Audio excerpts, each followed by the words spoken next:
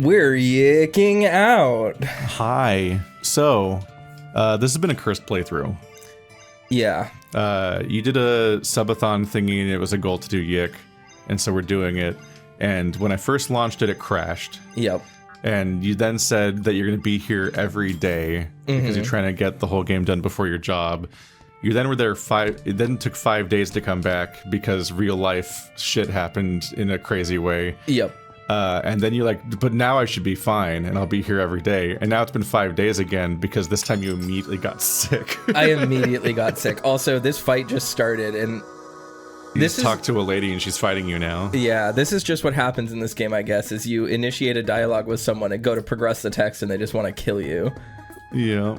All right, that's interesting. Yeah, so my past 2 weeks has been crazy for aforementioned life issues. I say life issues, but it's more like there was a fire at Blazer's family's business, and we thought it was really bad, but then it turned out to be less bad than we thought it would be, but there was still a lot to clean up, so I had to go to the Bay Area to help with that.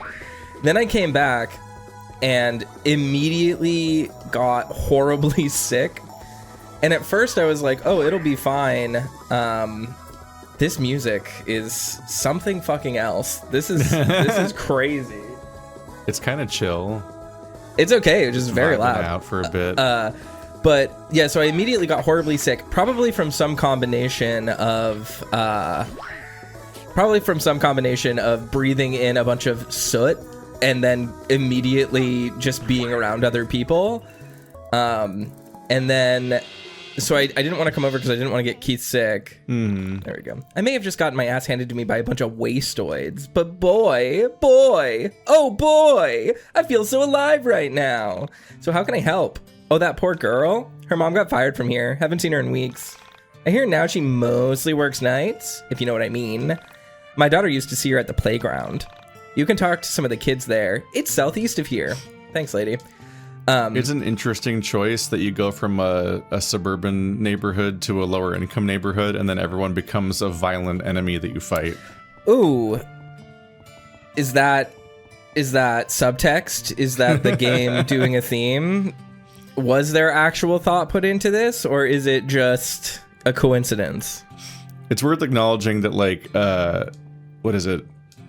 So last up, the videos have started airing, and in particular, like, we obviously were already pointing out some weird inconsistencies, like how he seems to refer to Sammy less like a thing that he encountered and more like it's like a video he watched, as opposed to us like having played it in person, all that.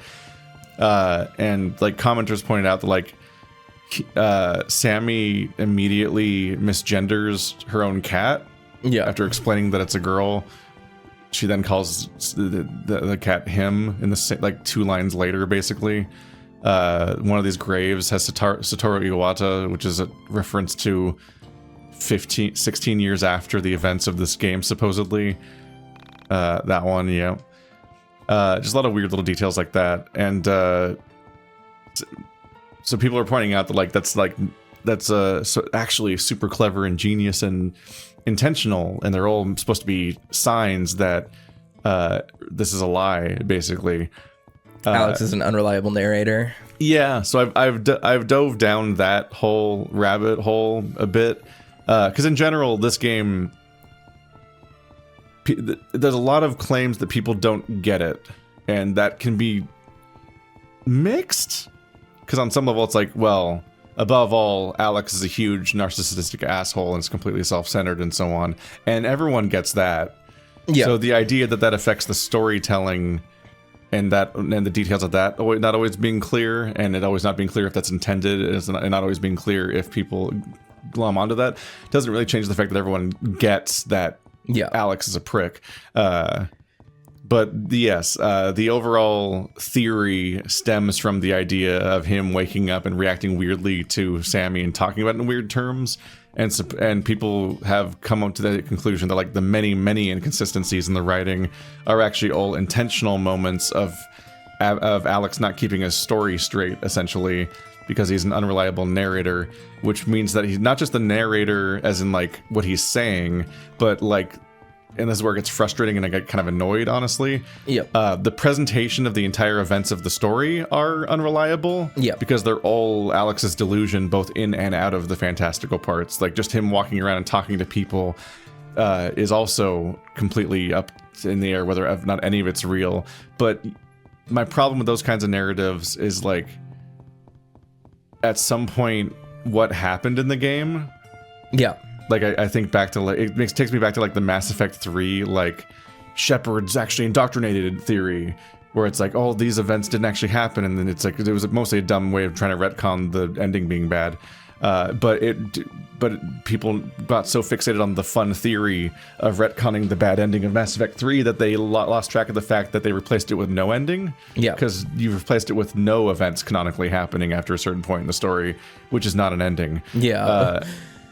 And so my issue with these theory ideas is that like, I went down the whole fucking playlist rabbit hole of like the super serious guy that definitely got it all figured out, and he's really condescending to all other YouTubers that have ever covered the game, and also constantly uses the phrase painfully obvious. Yeah.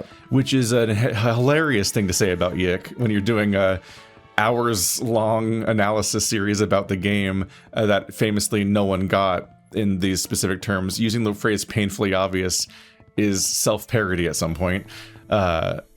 But yes, like I did get the video essay tinglies of like, oh, some of this lines up and is satisfying to interpret this way. And so as a work of interpretive video making, I think it's a decently made series.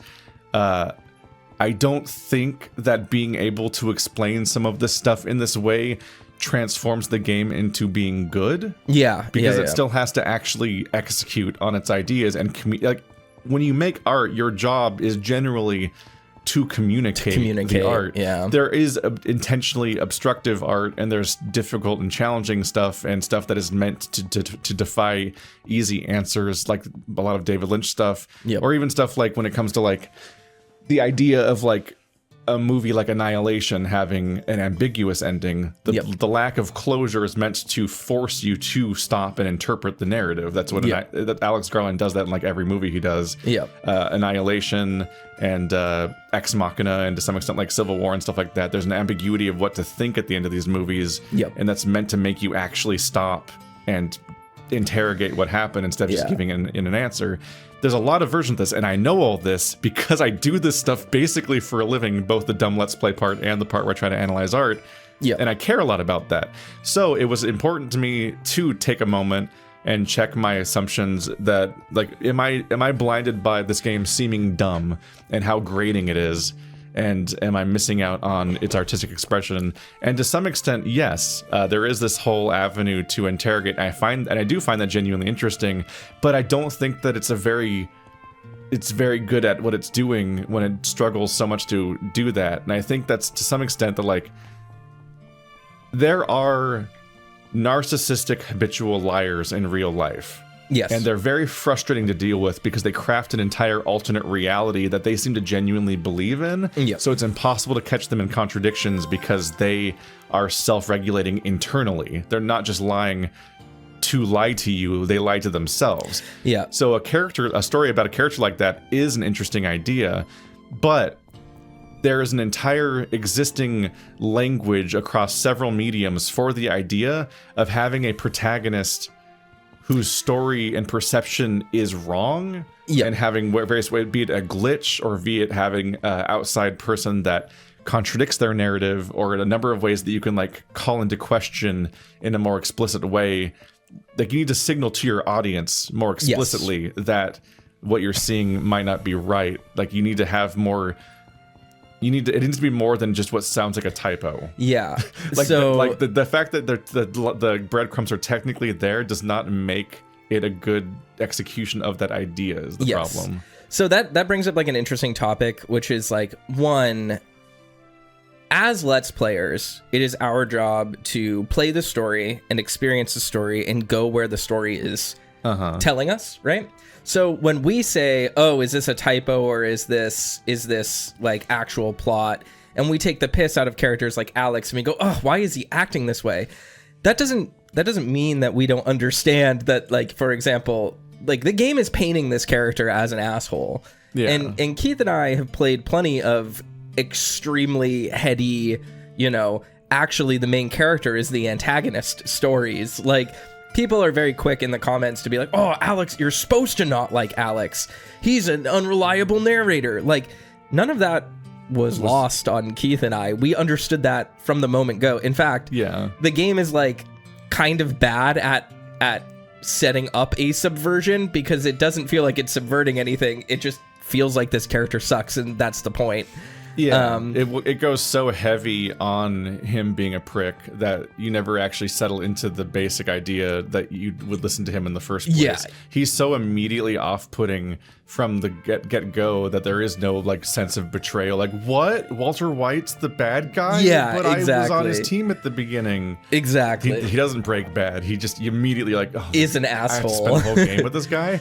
Yeah. It's like your first thought practically. So the thing I guess I'm trying to get at there is just like, as Let's Players, our in the moment reaction to a thing does not mean it's not a well thought out permanent video essay review of exactly. That is a thing that got me, was that and I know that every fandom is annoying and the most annoying people are vocal, but we were literally like we were barely starting the series and people were like, wow, look at these fucking room temperature IQ interpretations. Yeah. And I'm like, we are still in the fever dream intro where we haven't even started what the game was originally yet, because it's doing an endless sequence of nonsense things where we step on poop and everything. And I'm like, you expect us to already be figuring out the conclusions of this story that hasn't even started laying the groundwork? We haven't even met Sammy yet. People don't it was like episodes 1 and 2 where people were saying stuff like that. I'm like, y'all, we haven't even met Sammy yet. What the fuck are you talking about? The story hasn't even started yet. And we're supposed to already be telling that maybe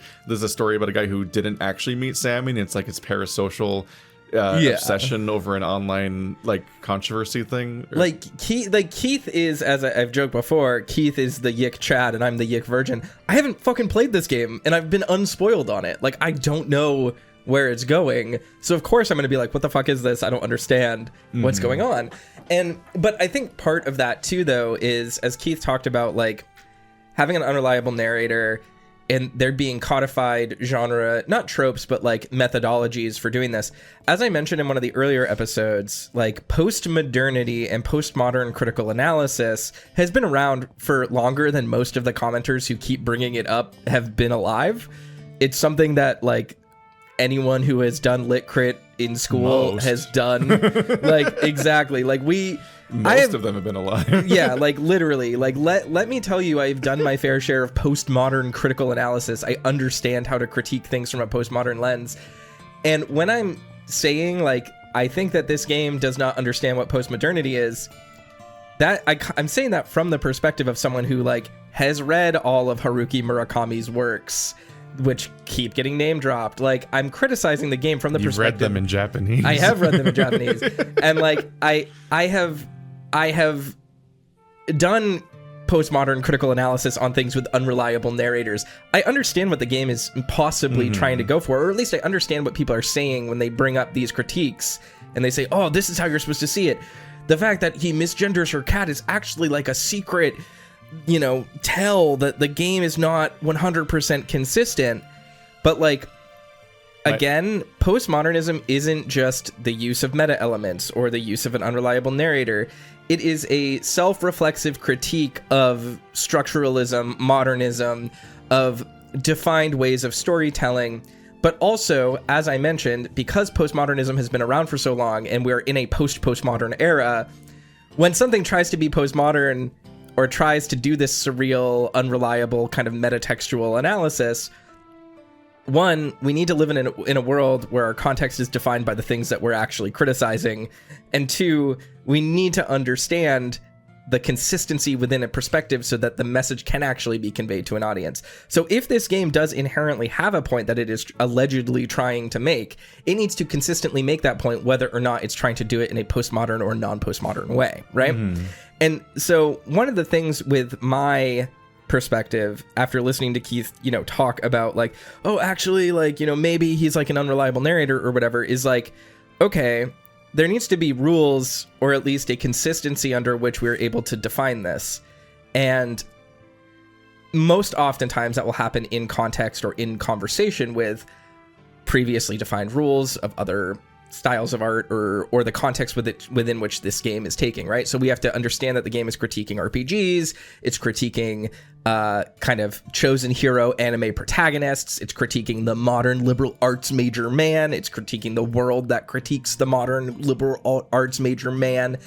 We understand all of these things, right? The modern creepypasta ARG world, the internet of 1999 and our nostalgia and our understanding of it. So I come from a place of like deeply understanding all of these things and understanding the critiques of it.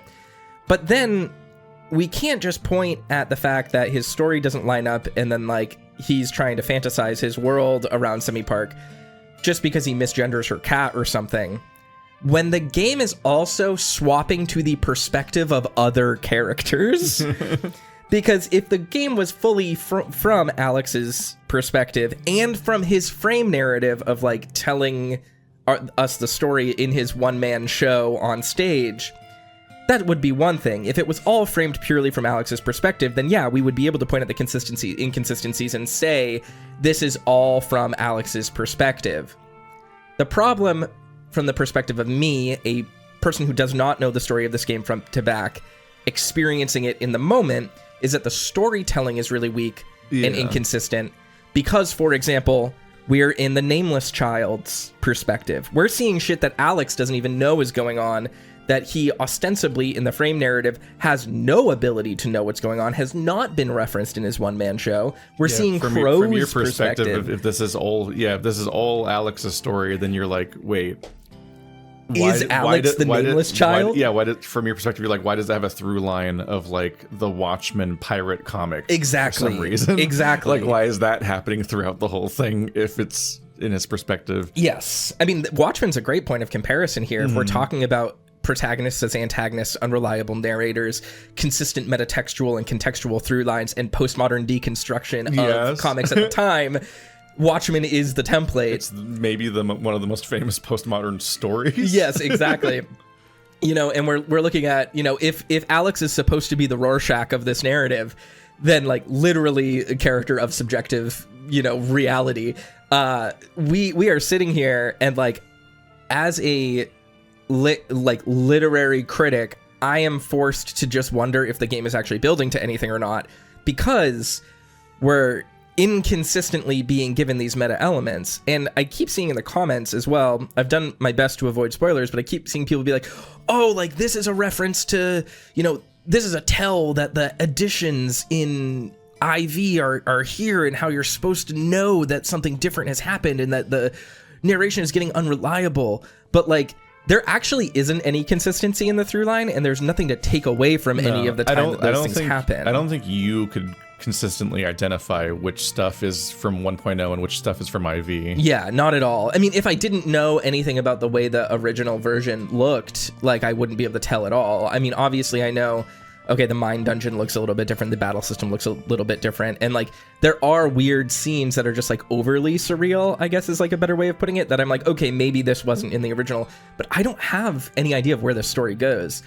And I still don't, even, talking about like potentially being spoiled or whatever. And I'm holding some stuff back where I'll be like, maybe bringing it up later or letting you interpret things and then bring to the table like, okay, so here's what people think, because I'm not gonna just dump it all up front. But it's like, I'm frustrated with a lot of the explanations too that I've gained. I'm like, and I'm free to revisit stuff and look at video essays and whatnot, because I've literally already played the game before. This is my second playthrough on this channel, so it's like I'm already the person that knows more. The navigator. I know what the game's shaped like, at least in the original form, and I've reviewed that now a bit more, and I'm still like, this is a strange attempt at what it's doing. And the crazy thing is, like, I don't even think we've been that critical of the game so far, because I've actually kind of enjoyed playing it as nonsensical as it has been. It's not like this is like a hate parade. I feel like I was meaner about Fear and Hunger so far than I was YIIK. Like, just kind of crazy to me that people are like angry in the comments. But granted, I guess the YIIK fandom squad is just like a deeply insular, incestuous community of people who have just been feeding off of each other's theories for the past, 7 years or whatever. So it just happens. Like, when a community gets like that, I get that people get outspoken, but it's just very weird to me. There are fan communities that are very talking about the community and stuff for the entire episode. Is this postmodernism? There are communities that get used to people talking shit about their thing, so they become really toxic and frustrating to interact with. I learned that when we, as Overwatch players, checked out Paladins for a couple of weeks, and we had some chafing, but we're having fun too, and we're checking it out, and they were really annoyed that we would call various characters the blah of Paladins because they were like basically the same as an Overwatch character and so on. Not to say that we were like they were copying, but it's like we need to be able to communicate the mechanics to each other. Like, oh yeah, it's like a symmetric turret and blah blah blah. And like they were so toxic in the replies to every single video for a while that I was just like, not only did I have to ban so many people, I was like, I don't want to play Paladins anymore. The Paladins like I was getting into it. There's a fucking time traveler like big bara man with a clock shield that has tracer powers. That's a tank. That game has a cool tank man that's clock themed that uses Tracer's Rewind as a healing mechanic, and it's super cool, and I was getting into the idea of maining him, but I didn't want to interface with this community anymore, so I stopped playing the entire game and covering it on my channel because they were so stressing me out every time a video would go up that I didn't want to give them videos anymore. So I've been there a number of times, and so the people get really weird. It was funny watching people get so preemptively like that when we were literally like just very earnestly reacting to the inscrutable combat mechanics of episode 2. That's all we were at so far, is the incomprehensible intro and the incomprehensible combat. We hadn't met Sammy, the story hadn't started yet, and people were already preemptively on the attack. The same way that like Echo fans reacted to me not liking Leo when I was correctly responding to the way that the text frames Leo in the story as having issues. They're like, oh well, we're several years into the discourse of the back and forth about Leo, so we're mad at you for not liking Leo. And I had like a weirdly like online Twitter reputation that persisted for months for not liking the character, when I was just reacting accurately to the text saying that Leo has issues. And I'm like, what?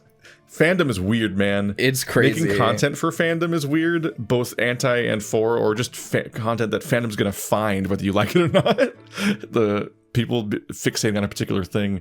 And YIIK is old enough now, from like 2019, I think, that like it has people that are really ingrained. Like it has like people that would be like, I've been on the YIIK Reddit for 6 years now, and I've made it part of my personality to defend this piece of art for all these years and track its motions, which like you can care about things, but it does something to your brain. It does. It does something about how you react to people discussing the thing. I want the context to be very clear. Like I've been there. I'm like a Homestuck fan, and I was a Homestuck fan from like when it started, before Act 5, before the trolls got big at cosplay conventions and on Tumblr. Like I was there. If you want to talk about postmodernity and critical analysis, like I unironically think Sweetbro and Hella Jeff is like one of the greatest and most prescient webcomics of all time. I've read Psycholonials. Like people don't, like I've been here. I know what is happening with this, but it's just like, it's just very odd to like go through that and have people like be like, actually this art is postmodern, and like talking down to me like I literally haven't been part of this internet fandom postmodern Tumblr essay. A bad day for Homestuck news too, coincidentally. If you saw that. I haven't. I don't really care anymore. But it's just like, it's weird, I guess is my point. It's just like people talking down to me like I haven't read my fair share of, you know, esoteric internet apocryphal Tumblr essays that lit crit you know, less than stellar work of art. Like I get it. I've been there. I don't know. That's all. That's enough, I guess, tangent. Future Robber says, give me your wallet if you want to live. And he's a robber now. He did it. Yeah. They got to change his name. Present tense robber. Present tense robber. Steal an item from an attacking enemy. Steal single card from an enemy with a piercing attack. Anyway, that was a very long tangent, but also the audience made me do it. The audience made me do it is my alibi for everything. Fuck you, dude. We haven't even met Claudio yet, and we have to defend the idea of reacting to the sensory experience of the game because that's not valid in interpreting art. You have to already know how the entire shape of the art is preemptively as a new player, and also what all of the additions are, and also all the fan theories, and only interpret under that perspective preemptively.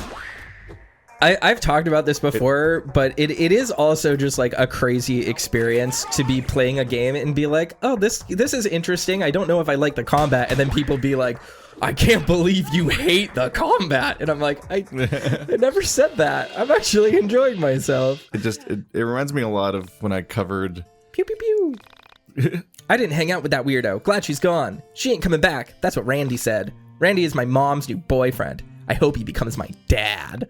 His punches don't hurt as much. Then again, Jesus I don't feel as much love in them neither. No. So the lower income relate the neighborhoods a lot. Yeah, this is a little brutal. Uh-huh. Reach for the sky. Wanna be cop? Where they playing cops and robbers and they're being archetyped.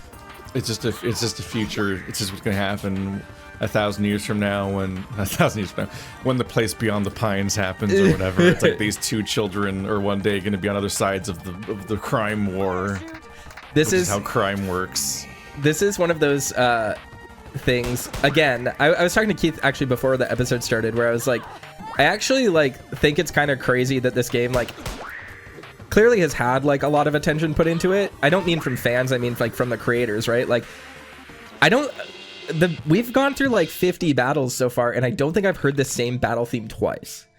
It's crazy how much music there is in this game, but it's also interesting how some of it is really stellar and some of it is really grating. I guess that's what happens when you have 80 battle tracks. Yeah, there's just no consistency. I wish the game would just pick a battle theme per area and then just have it be that. Wow, mister, when I grow up, I want to be strong just like you. So you were looking for someone? Do you mean that strange girl that hung out at the graveyard? I wasn't allowed to talk to her. Maybe some of those weird vampire kids can give you more details. Check the graveyard. It's eastish of here. Or is it west? I always mix those up. I should have stayed in school. I guess it is true that a cop would have dropped out of school. Oh, we already talked to them. Yep, the goth kids from last time. Yeah. Just a hole in the fence, but I don't think it takes you anywhere. New kid. Oh. Which grave is this? R.I.P. Becky, a great friend. Who the hell are you? You looking for Carrie? You'll have to beat that out of me. Damn, these people are a lot. Again, yet another new battle theme. Yeah. She looks like Roxy from Scott Pilgrim. I've said that before, but it's true. There are parts of this whole mess that just remind me of I did a let's try of a demo for a mascot horror game months ago, and it was fine. It was a walking simulator-ish, go forward to the thing, and a few slightly meta things happen, a few slightly spooky things happen. It's a mascot horror thing. Yeah. You are a child in a child area, but it's after dark, and oh no, are you in danger? Children in danger. We broke new ground for the genre. And it was just kind of whatever. It just wasn't it wasn't egregiously bad except for the intro being this big aimless mess. But nothing particularly interesting happened, and then it was over. And I was like, that was fine, moving on. But the comments were all no, you don't get it. You didn't understand how this is actually super deep art because you didn't engage in the months-long ARG, and you gotta watch these 7 Nightmind videos that explain how deep this game actually is. I'm like, if none of it's in the game, then does it really count? It's just a game where you walk forward and there's hints that you might be in danger because, a child kidnapper or something. And I'm like, okay. Oh, you were in this room before, but now it's covered in spooky messages. I'm like, yeah, I know, I've played a horror game before. Yeah. It's me saying the game was, people were aghast and pissed that I called the game, straightforward, tropey, stuff I've seen before. And they're like, how dare you? It's well, tropey doesn't mean something's even badly made or wrong. It's just, it's common. I've been covering indie horror games since fucking Slender the 8 Pages and Unity when it came out in 2011. I've been here for 14 years covering YouTube bait horror games. This just wasn't remarkable, and people are like, you don't get it. People that get fandom brained and into the ARG and into the extended lore of where they get all their opinions from a dozen other YouTube videos that have broken it down, they lose sight of what the actual art is at some point and what is contained within the actual product that real people are actually playing at the beginning of this process. And it's okay to get invested in that giant well, But at some point you have to acknowledge that that's just not what is in the game. That's in the like a tangible way. That's not the experience of playing the game. And people critiquing the experience of playing the game aren't wrong. Yeah.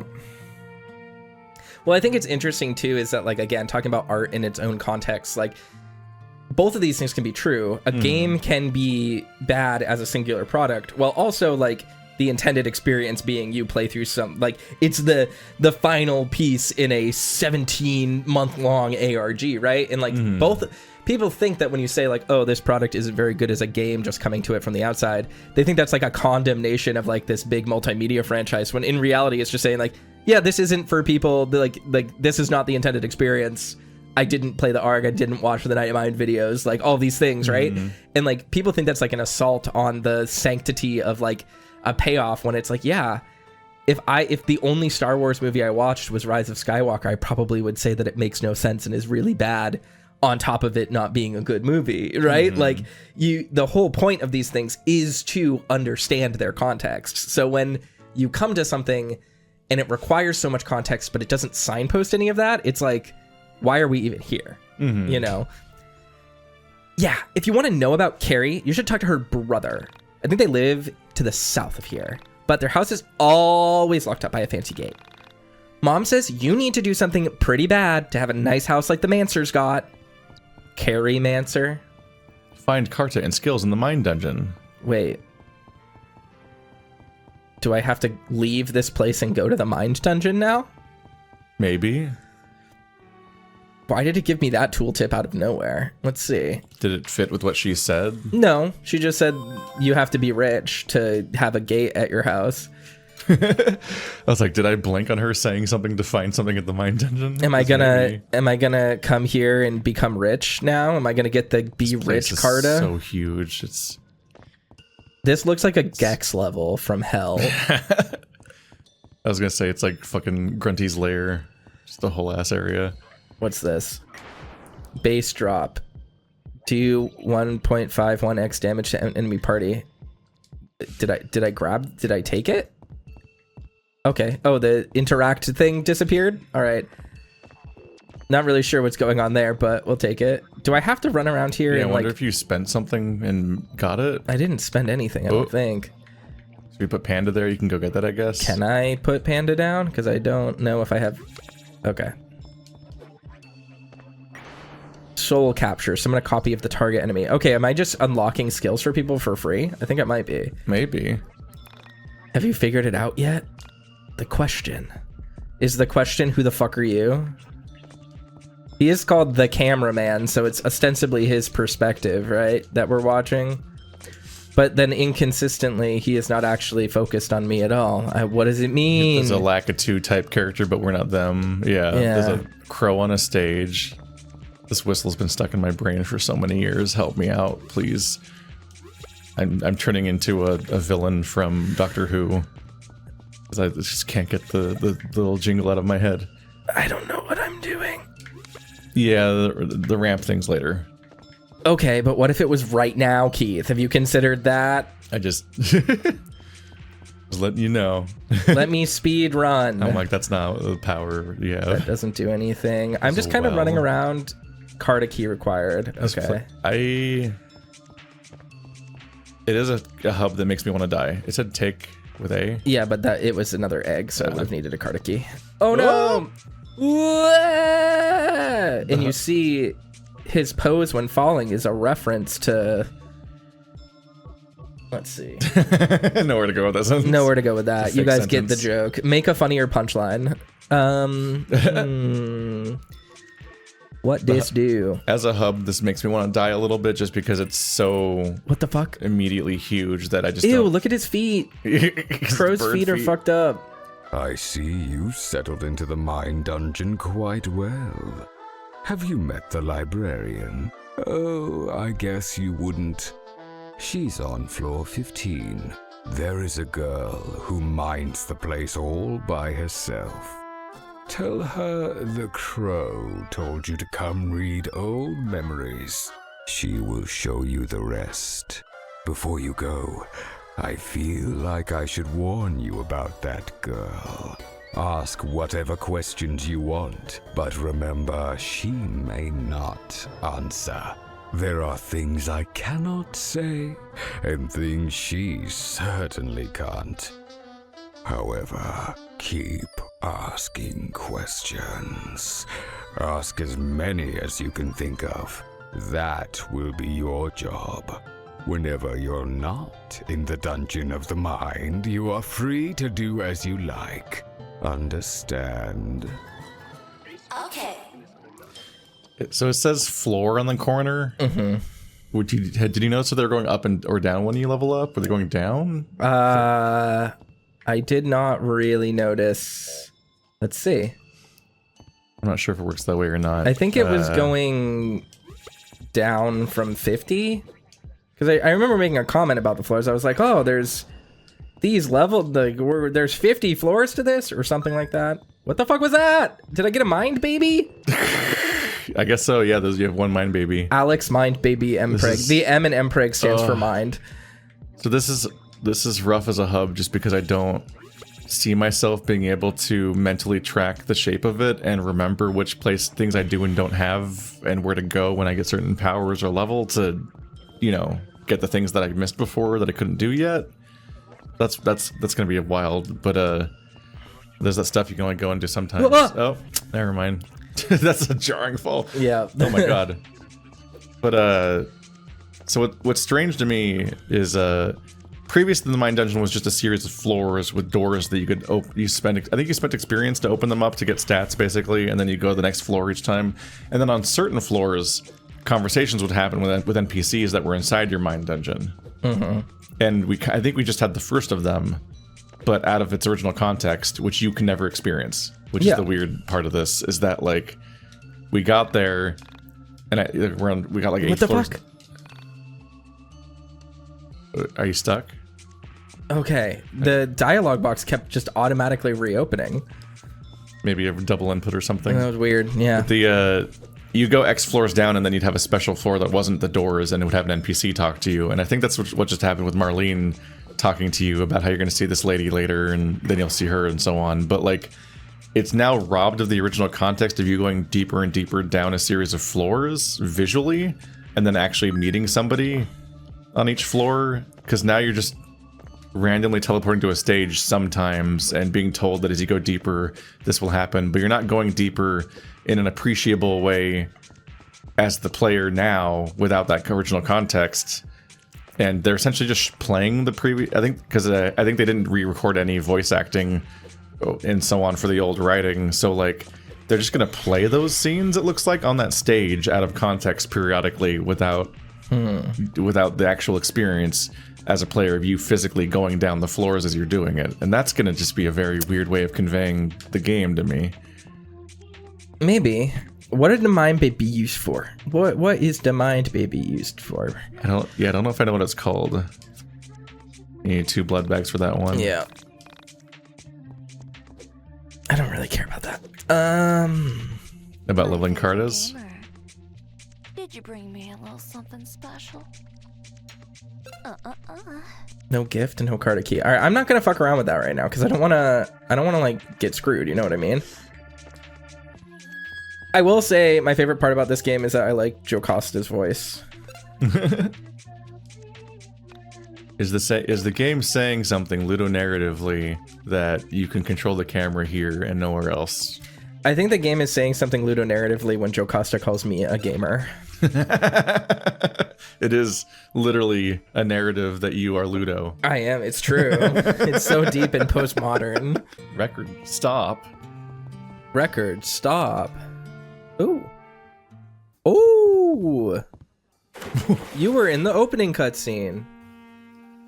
Insane animation. Oh my god. Dive backwards into a pool. We have new stuff. I already have this, I think. 99-cent bin. It sucks. This was the first one that we had, I thought, right? He wants it that way. Yeah, I think that was the first one we have. It's minus on everything, so it can't be that good. Okay, we already own everything. Why does the store just sell everything we already have? No more items. How can an RPG be postmodern? I bet you don't even know. Is that a self-own? I come here to window shop. I'm surprised this place doesn't go out of business. Not like anyone in this town can afford records ever since the recession hit.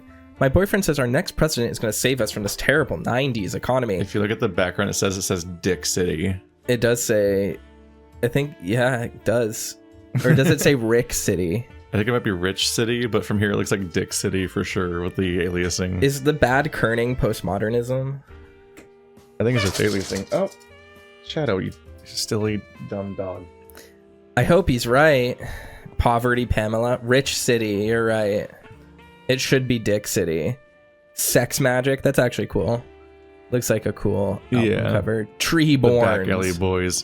If you heard the dog freak out, it's because he was sniffing at the door, so I opened the door to let him out, and he got startled by the door opening. Dog. It's very smart. Okay, so we need to go over to the home with the gate. Did you talk? That's interesting. Gate is locked tight. Okay. You talked to the guy from the intro, but he didn't say. He's just a shopkeeper. He's just a shopkeeper. All right. What did she say again? She says, if you want to know about Carrie, you should talk to her brother. They live to the south of here. Their house is always locked by a big fancy gate. Okay. So they live to the south, and they're behind a big fancy gate. Yeah, so this house. So it's this house. This is fancy in this neighborhood. This gate is locked tight. Thanks. I'm gonna have to jump. Try over. the other door. What other door? This one? The south gate. The gate is rusted and won't budge. Bro, just climb over, dog. Let's see. I'm assuming there's a hole in the fence, but not behind the gate. Can Is a board there? Can't do that. Don't remember what happens here. Can I do this? Yeah. There's a well. Do you need to go in a different well and climb out of that one? Let's see. Or maybe I just need to talk to another person. You're looking for the Mancer's house, huh? Why? Did she give you a key too? My wife says I need to get rid of the key if I ever want to see my daughter again. But I'd rather die than let someone else see my beautiful leggy candy. Huh? I guess he's got a key. I guess he's got a key. These are people you've talked to before, and they didn't make a fight last time. I don't think this guy. I don't think I ever spoke to this guy. No. Okay. Greater chance of a rare item drop if intact up for fight. Reduce enemy luck. I don't. What happened? What did I do? So why do you think Vela has a keytar? Because she likes keytars. Is this a leading question, or is it just? Are you just wondering why that's her thing? So like, Alex has records. Correct. Michael has a camera. Yeah. Bella works at the video game store. Yeah. Not the arcade. You don't buy video games there. Yeah. But then she just whips out a keytar during combat. Yes. I think that she just likes music and wants to play a keytar. Is this music like meant to be the most annoying thing in the world, or is it just This it is me? the alcoholic song. It's what alcoholics sound like. This is what alcoholics sound like. This doesn't line up with my understanding of the banger music from Lisa.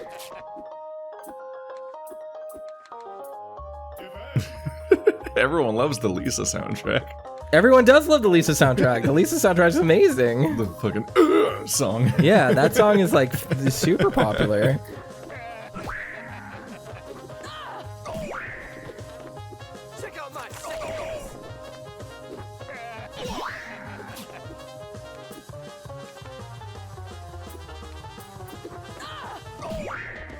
There's a lot of discordant, cacophony sounding music in this sort of subgenre. It doesn't always have such a noisy combat system to then make the melody even more incomprehensible because you're hearing all these combat noises over it. It does create quite a soundscape where I'm just like, what am I living through right now? I'm still trying to figure out what the whole thing with the weakness and resist system is. I can't tell if Alex does an actual different type of damage than everyone else or not. Like it has cut damage with his record. Yeah.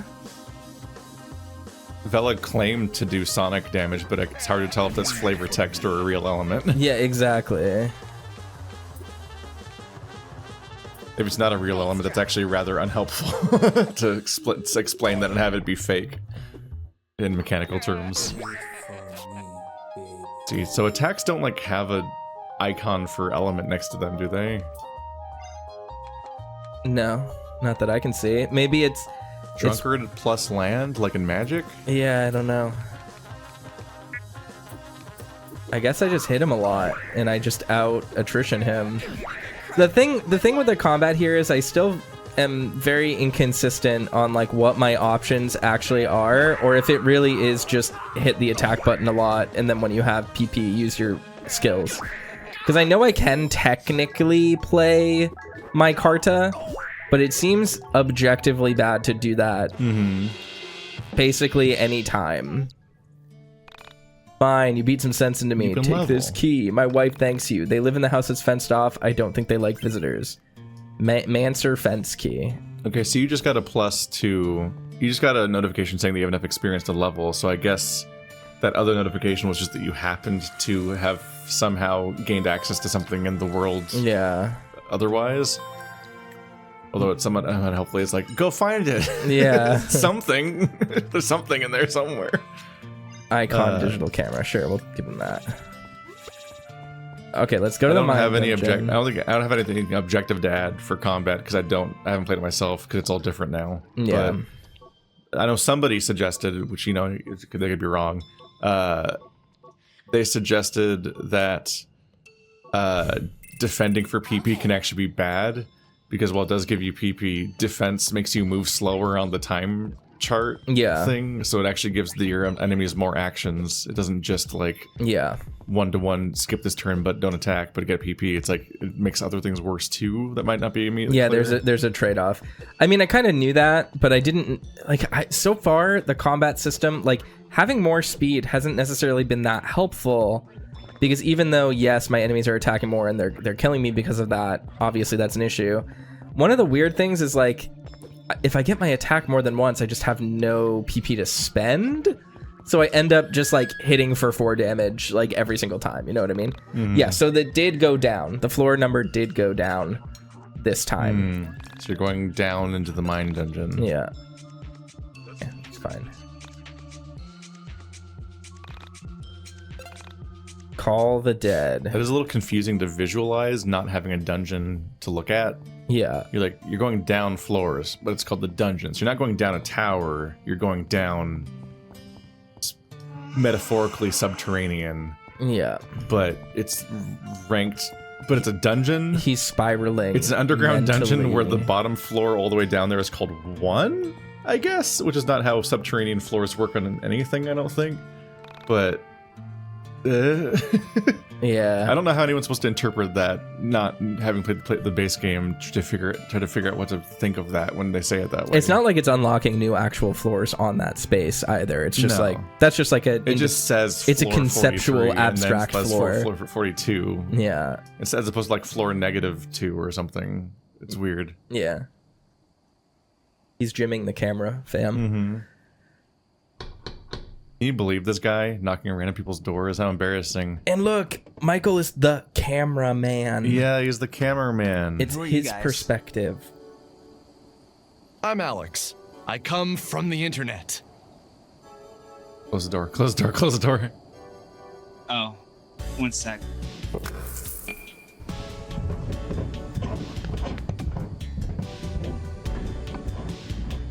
Rory was shirtless with a tattoo. Come in.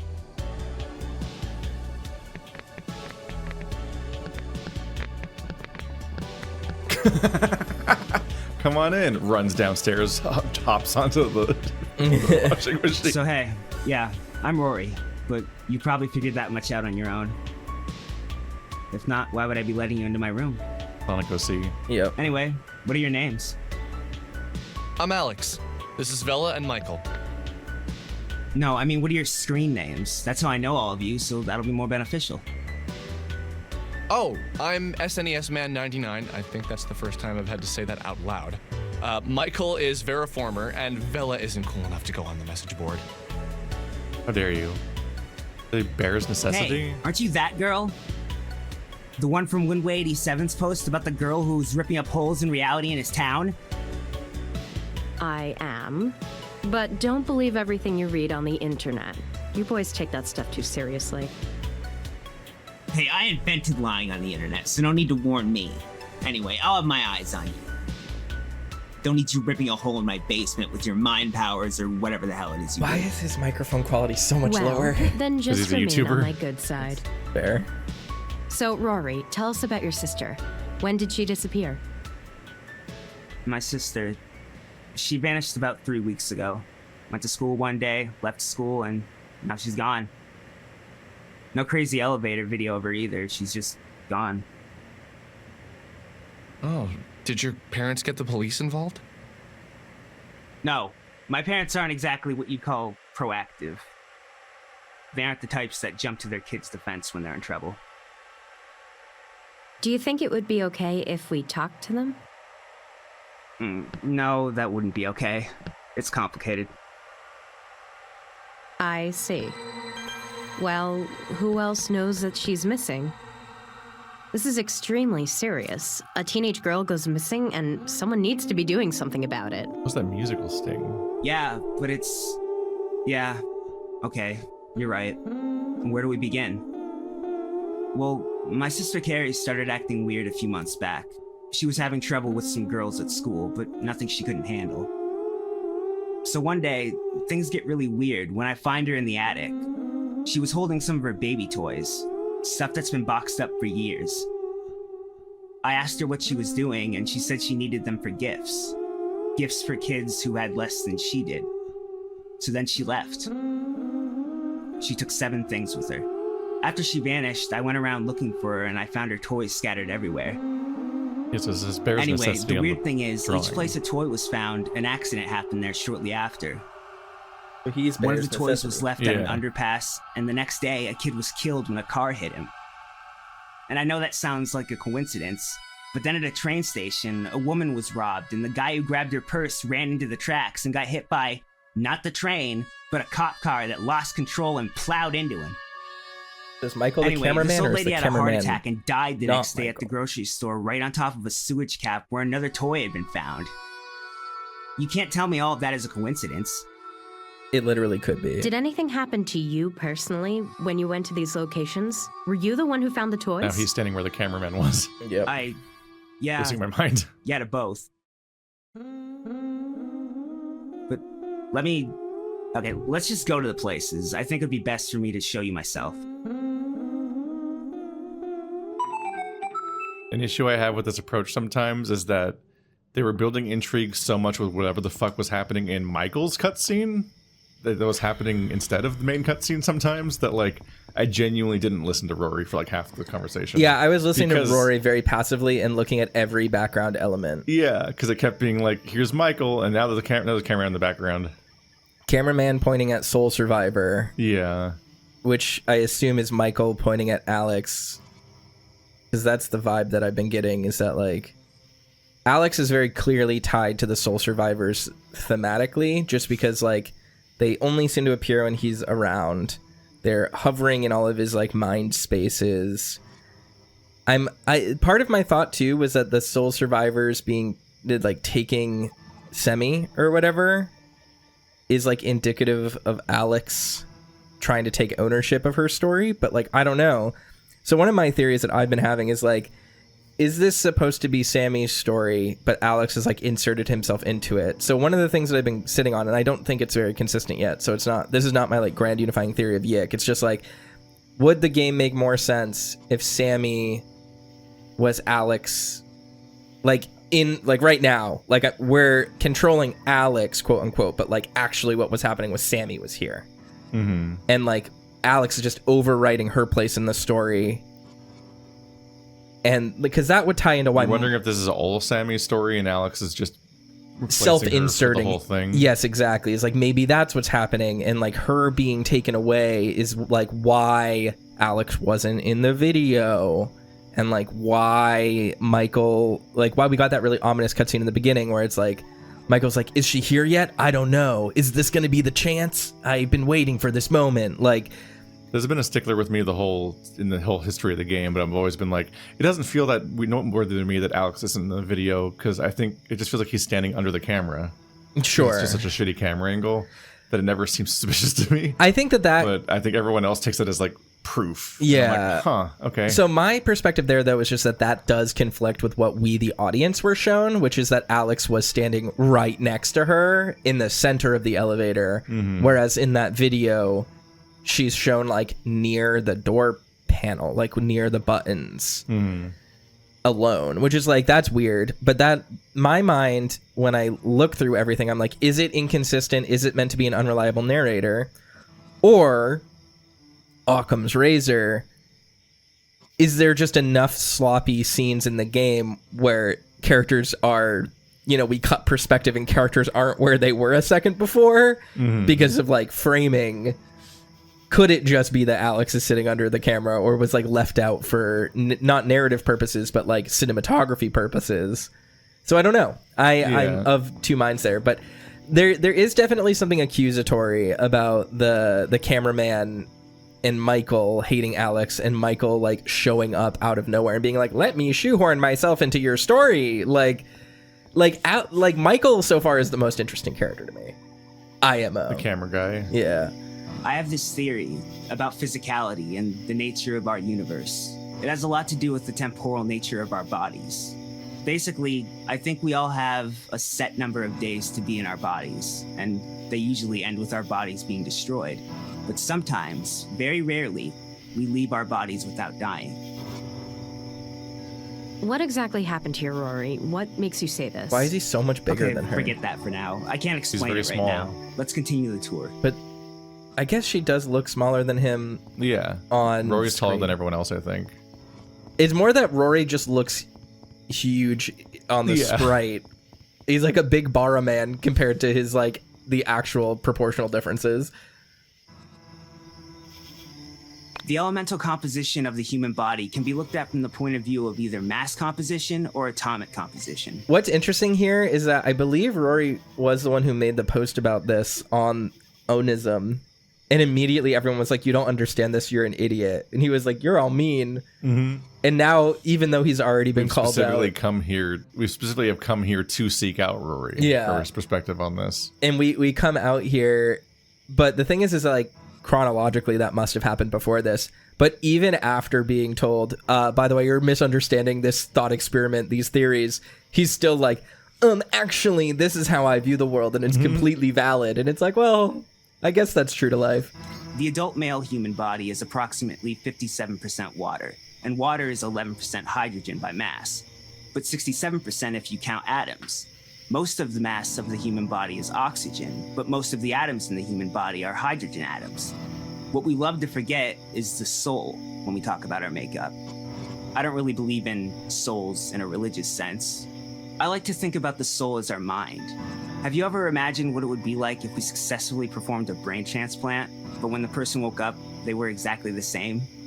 Like, the brain is a physical part of the conscious, but the moment it's in a new body, the old soul, brain, or whatever enters back into the body, and poof, we're back to being ourselves. The fucking reverb on his voice because he's recording in a bedroom is driving me absolutely insane. Do people really know that the brain contains our thoughts? Yeah, and before you tell me about the science behind it, I know you're right. I just think about this from time to time. You're a bit off on both your science and metaphysics, but you're onto something. Damn, get checked. Vela didn't shoot him down. She didn't mock him. She kind of shot him down. In my head, the rational part of my brain was already thinking of a variety of corrections to his ideas. Wow. She's like, you're wrong in every way, but... See, streamer, you're wrong for critiquing Rory. This is a deep postmodern analysis of your need to be critical. I think he's just jealous. I think Alex is just jealous right now that this other person's being taken semi-seriously or just being treated compassionately, which he sees as a threat to his intellect, basically. Well, one of the things that I think is very weird about this game, too, is that a lot of people in the comments have been saying, like, Alex is an antagonist, and you're supposed to be critical of him. But, like, or that, like, you know, if he's, like, Alex as a character they're attempting to critique the person that this is. But like, even when you do that, it just doesn't feel like the game is as antagonistic. When I say the game, I don't mean the characters in the game. I mean the framing of the narrative around Alex is as deliberately critical of him as a normal person sitting playing the game being irritated by him all the time would be, which is like a weird moment of like ludonarrative dissonance that I don't think is actually as intentional, but I do think it's responsible for why so many people have immediately jumped to these like extremely post-textual or extra-textual examinations of the game and its perspective on him. But after this week, I knew pretty much anything was possible. This week, it's been like 4 days. I can't do it here. No, it hasn't. There was like a really big let's time. go to the next spot. I'll try there. Because remember, there was that scene in the house where it was like 2 weeks later and Michael and him were just sitting in the same spot. This is a small thing, but it kills me that the Y button is not saying what the current state is. It's saying what you'll switch to when you press Y. Yep. So when I see the play button, I think it's going to autoplay. When I see pause, I think it's going to pause. No, yeah. I've been using that to pause the dialogue. Yeah. You have all the control. Yeah.